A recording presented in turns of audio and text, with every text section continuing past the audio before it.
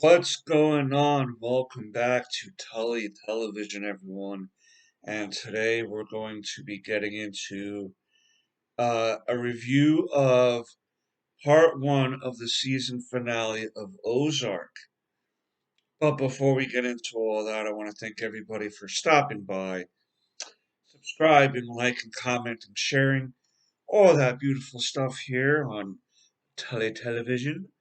If I have yet to earn your subscription, I hope that today is the day that I earn that, and you can hit that red subscribe bar down below.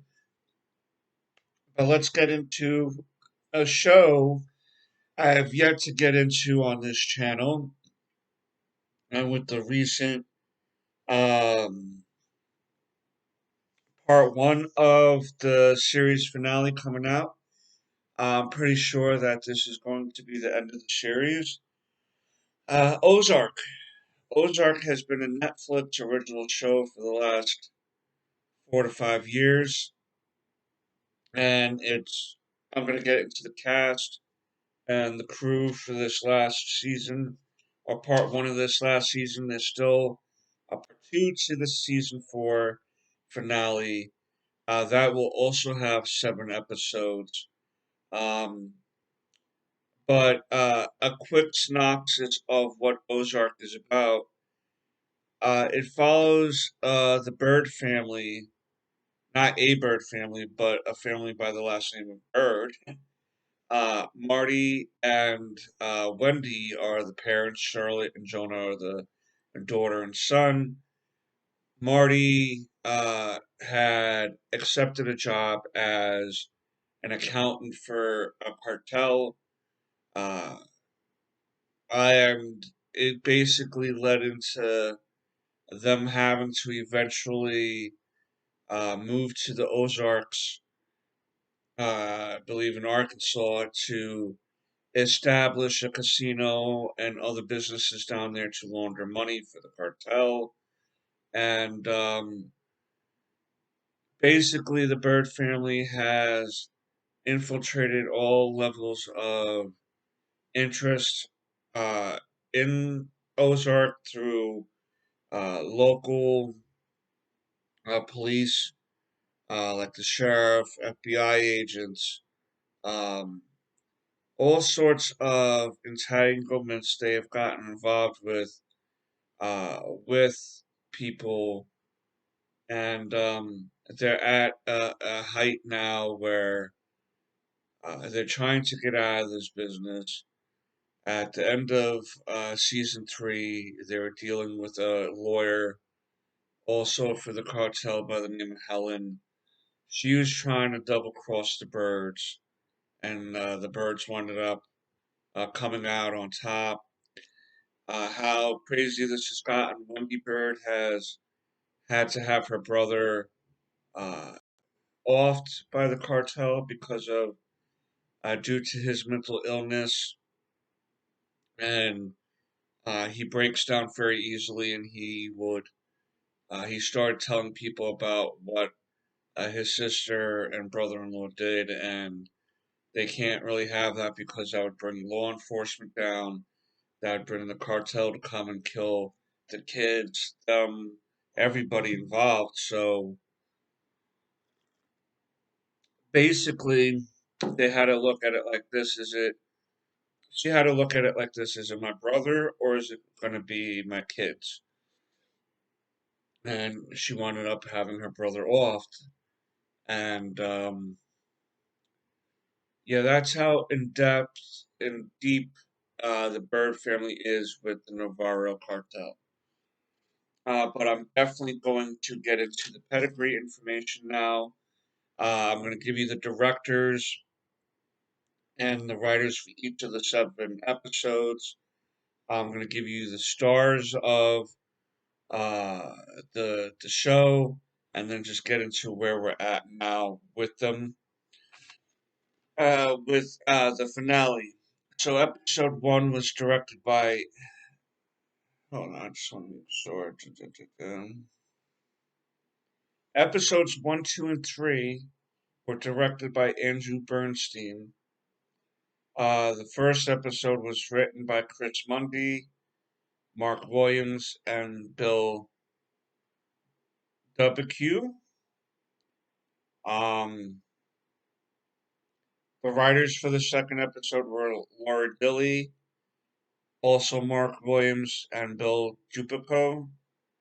Writers for the third episode are Martin Zimmerman, Mark Williams, and Bill Dupico. The titles of the first three episodes goes as followed: Beginning of the End, Let the Great World Spin Again, City on the Make. Episode 4, Ace Deuce, directed by Alex Sakaharan, Hakaharu, Alex Sakaharu, written by John Sibian, Mark Williams, Bill Dupico. Episode 5, Ellie, directed by Alex Sakharov, writers Paul Colesby, Mark Williams, Bill Dupico. The last two episodes were directed by Robin Wright. Um, Episode 6, Sangre Sabro Todo, meaning blood over everything in Spanish. The writers for that were Michael Wong, Jed Rapp Goldstein, and Mark Williams. Number 7, Sanctified, written by uh, Mikey Johnson, Mark Williams, Bill Dupico. They are Mark Williams and Bill Dupico, also the creator of the show. And the cast, Jason Bateman as Marty Byrd, Laura Linney as Wendy Byrd, Sophia Hublitz as Charlotte Byrd, Skylar Gatner as Jonah Byrd, Lisa Emery as Darlene Snow, Julia Gardner as Ruth Langmore, my favorite character, Charles Tahan, Wyatt Langmore, Jessica Francis Dukes as Special Agent Meyer Miller, Damien Young as Jim Rattlesdorf, the lawyer that the Birds deal with, Felix Salas as Omar Navarro, Alphonse Herrera as Javi Navarro, Katrina Lenks as Claire Shar, Joseph Sikora as Frank Cosgrove, and Adam Rothenberg as Mel Scadam. He was the private investigator um, that was throughout the episode. And so basically, we open up um, with Ruthie working with Darlene and White on the poppy farm. And you can tell that there's going to be tension between Ruthie and Darlene very early. Darlene is very emotional.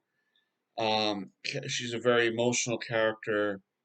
Um, she's gone as far as killing her own husband through poison of cyanide. She's uh, kidnapped Jonah at some point and cut off all his hair. She also has blackmailed the Birds into letting her raise this baby Zeke. Um, and so basically, she wants to make sure that the Birds don't flourish in their endeavors to help the cartel and themselves. At one point, she had, so the Birds wouldn't be able to buy their heroin, she sold it off to other people, making the Birds and having to spend extra money and stuff on it. But basically, what has happened it was from the beginning of this season, the Omar Navarro was very happy with the Birds and their influence on the FBI, taking down their rival. cartel. Um, Omar sent him back and wanted to basically get out of the cartel life. The whole season was him wanting to get to be able to go from Mexico to the United States without a problem. Period. Uh, didn't matter what he did, who he did it to. He just wants to be all is forgiven, no jail time, and he's realizing as time goes by, the FBI wants information. They want this. They want that. He started routing out his own cartel, and during the meantime, his nephew Javi was trying to find out who the rat was. He doesn't trust the Byrds. His time in Ozark has been nothing but problems between killing the sheriff, trying to get Darlene out of the picture, making the Byrds feel uncomfortable as much as he could because he doesn't trust them on any sort of level. And ultimately, what the deal is that the FBI wants from Omar Navarro is they want the people involved, where the guns are at, where the drugs are at. He needs to give up money. He needs to give up product. He needs to give things up. And in the meantime, he's trying to get Wendy and Marty to build a trust fund for his kids that's legal that they can use because he realizes he's not going to make it um, through this type of life, and he wants some sort of money for his children in the event of his death or went missing or anything like that. At least his children would have money. Um, he the Birds also have to deal with this private investigator looking for Helen because the husband wants to continue with the divorce. Uh, Darlene is messing with the Birds by putting up posters of the dead brother everywhere, saying that he's missing, even though everyone who's in the know knows that he's dead. Ruthie has his ashes given to her by Jonah, and she keeps it in a goat cookie jar. you know, um, Ruthie this year was trying her best to work with Darlene and Wyatt, but when she started seeing that Darlene was very set in her ways, not willing to compromise and open up, she would try to get Wyatt to open his eyes up a little bit because Wyatt's in his like early 20s, Darlene's like 70, you know. So that's a big age difference. She's very kooky. She's very, again, runs on emotion. She wound up shooting some driver of someone who was buying drugs off of them because he seemed to have been getting ready to want to blackmail her. And she nipped that right in the bud by shooting him. Wyatt and Ruthie ended up having to bury the driver because at some point Ruthie was dealing the heroin to this famous chef, in the show. Uh, in their reality, he's some famous chef, and he had OD'd at the casino, the Riverboat Casino. And the next day, he was like, I can't keep doing this. I'm 40, whatever. I'm too famous to be dying in a shithole like this, and really not going to be able to, make any more deals with you, Ruthie. So that kind of put her in a bind. Because also she wound up buying the Lazio Hotel to help launder and wash money that they were getting. Jonah has been very rebellious this year, ranting at his mom and dad, Darlene, about the sheriff's murder, um, helping Ruthie clean her money and Darlene's money, and kind of babysitting Zeke. So um, he's very pissed off about the uncle and how the uncle died, and he's very mad about it and upset at his mother. So all these things he's doing is to uh, put the knife into the mother's back and twist it a little bit, figuratively. So when he's doing all these little things, it's to get to his mother. The mother and him have been very op- opposite, oppositional with each other, and at one point she snuck into the hotel room that he has all his little stuff at and stays at sometimes. Um, what while helping Ruthie and them, she went and basically reported one of the accounts, making it now impossible for him to use these other accounts. He wound up calling Marty to help him out, and Marty was able to make the account disappear. Um, and then wound up finding out later that it was the mother who did that, and Marty and the son got mad at her, like, you want him to come back home and trust you and stuff. This is not the way to do it.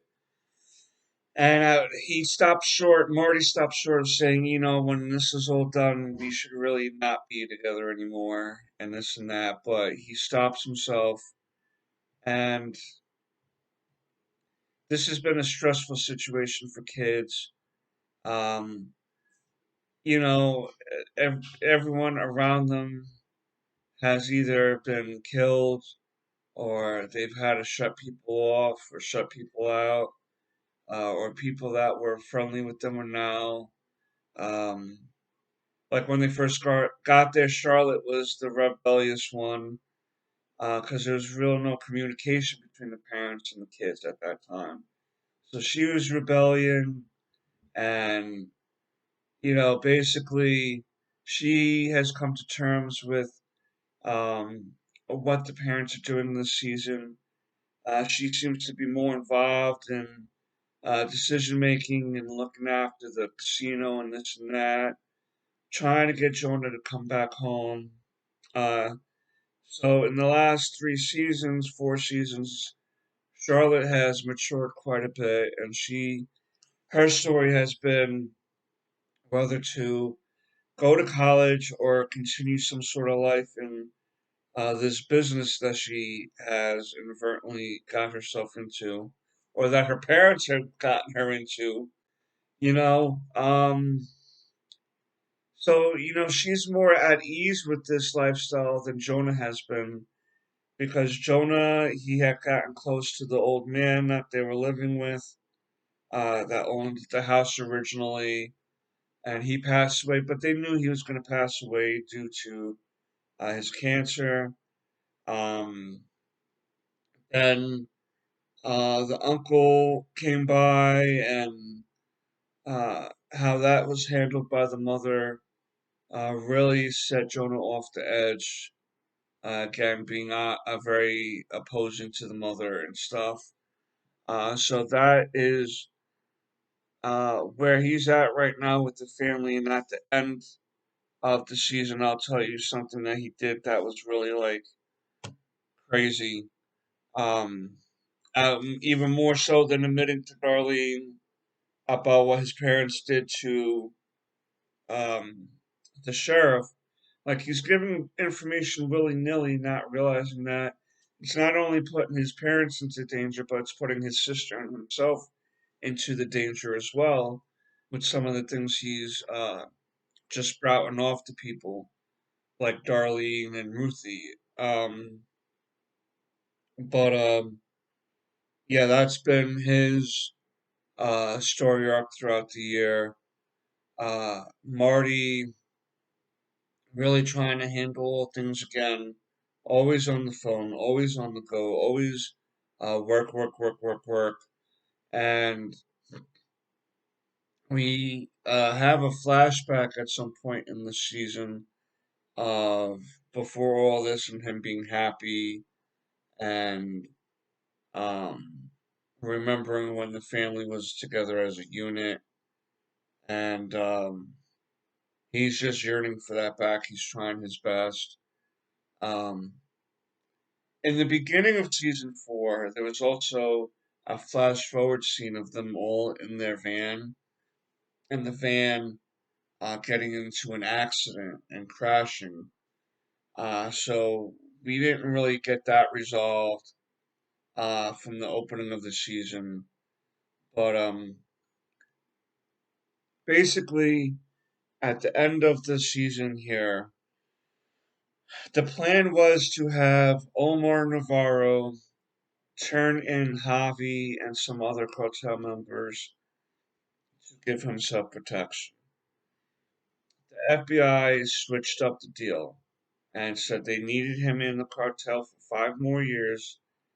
Um, and once he did that and gave them information and money, he'd be able to be exonerated, so to speak. Um, but Special Agent Meyer Miller was not happy with that because she thought that the goal was to go after him and shut down the cartel. But the FBI's play is to make money, make arrests so they can get more funding under the table and through the government. And she got pissed at that and decided to arrest Omar Navarro on U.S. soil using local police forces and herself. She was especially mad after Javi bombed one of the shipments, killing 3 to 4 FBI agents. So she really was pissed about that and decided that this was how she was going to resolve her way of living with some of the things that she's done so far. So, in order to protect themselves from Javi, the Birds basically forced the FBI to give Javi the same deal, but instead of 5 years now, it's 10 years. So basically, Javi runs the cartel, is on the FBI payroll for 10 years, but he can still do whatever he wants to do as the cartel leader. Omar Navarro's in jail, and he can't do anything about it. Like he can't go kill the birds because then they will leak information to Javi that Omar was the rat and that Javi will wind up killing him and his children. So basically, that's their ace up the sleeve against Omar at the moment. But they better hope that Javi Navarro doesn't die between now and then, because if Omar gets back in control, it's going to be a big ding. It's going to be a big thing against him and the birds. And then Javi decided to go visit Darlene and at her farm. Darlene and Wyatt had just gotten married. Wyatt was going to leave with Ruthie, but he decided to stay with Darlene to raise Zeke as a family. And so, yeah, Darlene also had killed Frank Cosgrove. Cosgrove. He was the leader of the Kansas City mob. So, um, excuse me, Ruthie told the son and wanted, him to take care of Darlene, but she decided against it because of Wyatt marrying her and everything. He decided not to go after Darlene. But Javi winds up showing up at the end of the episode, and spoilers. He winds up killing Darlene and Wyatt right there in the living room of her house, and uh, leaves, and you hear Zeke crying in the background, and then Ruthie shows up, and she finds them, and then she makes her way to the birdhouse, and she's like going nuts. This has been one of the better acted uh, episodes of the season two of the season. Ruthie's a really excellent actress, and she basically, even with her friendship with Marty, she's not caring. She's like with a shotgun to them. You know, tell me who killed Wyatt. Tell me who killed Wyatt. And this is when Jonah comes out and tells Ruthie who that was Javi Navarro, the leader of the cartel, and they're pleading with her not to kill him because if he dies, then they're dead, and then their kids are dead. And Ruthie's not giving a shit right at the moment. She like screams like, "If you want to stop me, you're gonna have to kill me!" Like really going ballistic, bro. And I can't blame her. Wyatt was the last, basically one of the last members of her family. Her father died by the cartel due to the birds. Now the cartel took her cousin Wyatt, and she only has her cousin three left, three Langmore. He was named because of Dale Earnhardt. That was his car number. But yeah, so she takes off then again with Zeke in the car, and she takes off, and then basically that's how the season ends. Um, Darlene's done, Wyatt's done, Omar's in jail, Javi is in control of the cartel and in bed with the FBI, and the birds get to um, stay alive for the time being. The only people that are really going to have to be concerned for them is the private investigator and the special agent Maya, because they both the private investigator is starting to understand what's going on here. Because when they did some digging on him, he was very efficient and proficient at his job, but he got caught sniffing coke out of the evidence room. So, he's got that problem.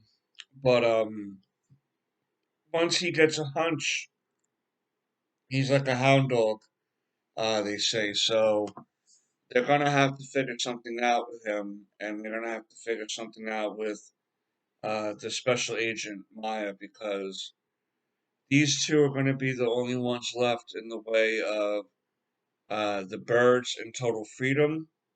We don't. We also don't know what's going on with that car crash. Um, we don't know if any of them are going to die. We don't know if all of them are going to die. If any are going to die, is this a way for them to fake their deaths? Um, if it wasn't a ruse, um, who's to say it wasn't Rue trying to run them off the road? Uh, Zeke wasn't with them. We don't know how far ahead this was from where we're at now. But I just know that this last seven episodes are going to come up in part two are going to be even more intense uh, than these last seven episodes were. The show is well written, well directed by the directors involved, very well acted by everybody. There's not an actor on this show that has yet to bring their full A game. And I think this is why, between the writing and the acting, the show has really uh, done some great maneuvering, great swerves, great twists, turns, everything. Everything that you can look for in this type of a genre of show, uh, crime, crime and punishment or what have you. Um, It's one of the best shows that Netflix has yet to put out, and it's a shame that we're wrapping it up. And I really hope that Ruthie, um, well, Julia Garner needs all the awards possible for her because she is such a wonderful little actress, and she's not even like a little. She's like 28 or something like that. Um, but yeah, she's a great little bundle of energy. Every scene she has, she steals. Just Jason Bateman, Laura Linney, legends in the. I can't picture anybody else doing these two roles. Um, if you have yet to watch Ozark, man, make sure you watch it. Start from the beginning. Don't shortchange yourself. This has been a really phenomenal show, and I think that you guys definitely need to watch it. And even though I have yet to do like an episode by episode review of this season or other seasons, I'm willing to uh, do a review of the last seven episodes as they come out in a few months. Hoping that uh, the wait for the second part won't be so long. Hoping by April or May, because you want to kind of get these shows in time for award season. You know what I mean? So you want to start maybe dropping the second part come April or May. Either way, I'm going to be waiting patiently and anxiously.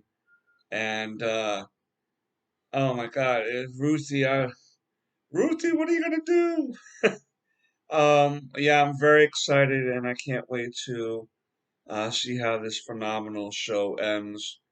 Let me know who or what has been your favorite parts of this show.